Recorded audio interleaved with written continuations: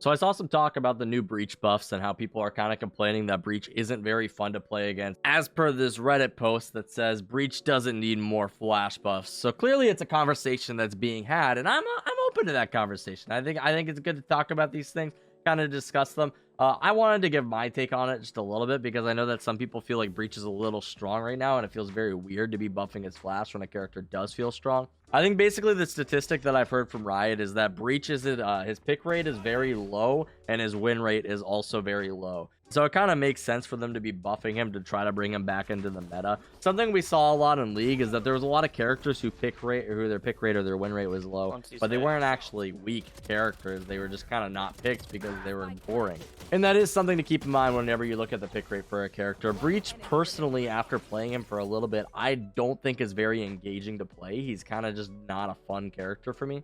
I think some of his lack of entertainment when you're playing him, it just has to do with how basic his kit really is. It's basically just, hey, you flashbang, you flashbang, you flashbang, you disable, which might as well be a flashbang. His ultimate also disables, but in a way might as well be a flashbang. It's very weird, his kit. It doesn't feel as engaging. Like with a character like Omen, you have your smokes that you can place. They have some sort of identity to them.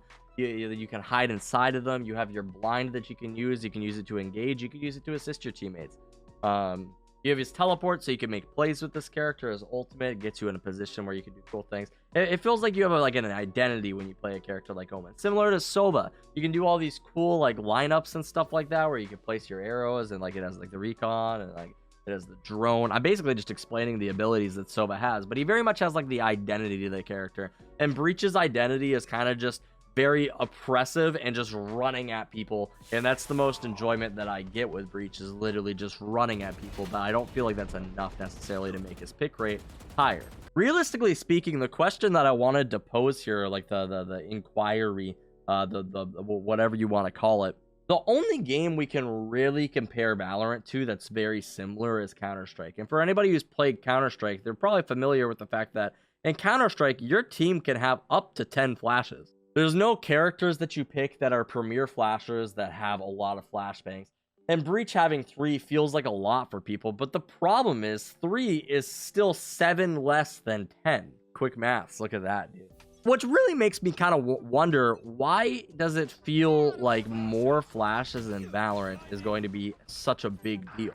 When Breach got his 3rd flash, everyone was like, this is so crazy busted. So what's so different about Valorant from CounterStrike, where in CounterStrike it's okay to have 10 flashes, but in Valorant it's not? Especially after hearing from CounterStrike players that flashes in the game are actually a lot more difficult to dodge than they are in Valorant.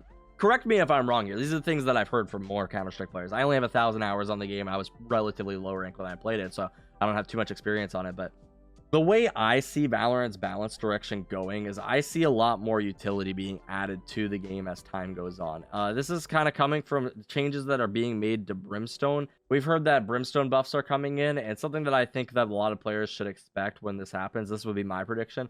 I think he's going to get a 4th smoke. It seems weird to me that Brimstone has to purchase all of his utility. He only gets 1 extra smoke as compared to Omen, and Omen's actually refreshed. Brimstone's don't. It just seems like he's in a weird place utility-wise, and it's really hard for me to believe that he's not going to be getting a 4th smoke here eventually. If they want this character to be the premier smoker, it just feels like that's what they're going to have to do. And as time goes on, when they're making these changes and they're giving characters more flashes or they're giving them more smokes, it's really hard for me to imagine a world where there's just not a ton more utility. Now, again, comparing this game to Counter-Strike, where everybody can have flashbangs, everybody can have smokes, everybody can have Molotovs. When you have characters that do these specific things, it only makes sense that they're probably going to have a little bit more power in that area. And a lot of people are predicting that we're about to enter a meta with a lot of flashbangs, where you have characters like Skye, Breach, Phoenix, Reyna, all having their flashes. You can have up to like 9 flashes on a team or something, I think is the number. 9 flashes obviously being less than the amount of flashes that you have on a team in Counter-Strike, but this time you're actually allocating your resources into that specific area where you kind of pick and choose when you craft your team what sorts of utility you want. That's why a lot of the times when you draft teams, you want somebody who smokes, you want somebody who flashes, you want somebody who can engage. I think that's the interesting thing that comes into play with Valorant, is that you specifically choose the utility that you want to take into the game. And some maps might call for more smokes, and some maps might call for less smokes. A map like Ascent, for example, is a map that I really like to have a lot of smokes on, because when you're taking mid control, a lot of the times you'll run out of smokes with a character like Brimstone. And for this reason, sometimes I think it's actually okay to run something like an Omen Viper on Ascent.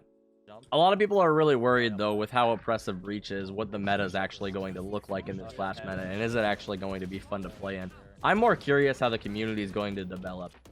I think the cool thing that I've always loved about gamers is that although things might be broken or they might be not, I guess, fun to play against, you'll always find a way to adapt. You see it in League a lot, how there's a lot of characters that just feel broken, and rather than just being like, wow, this is stupid and complaining about it, although we do a lot of complaining, most of the time you figure out how you can play against it and how you can adapt to it. And I think that as time goes on, players are just going to get better at dodging these flashes and better at dealing with them.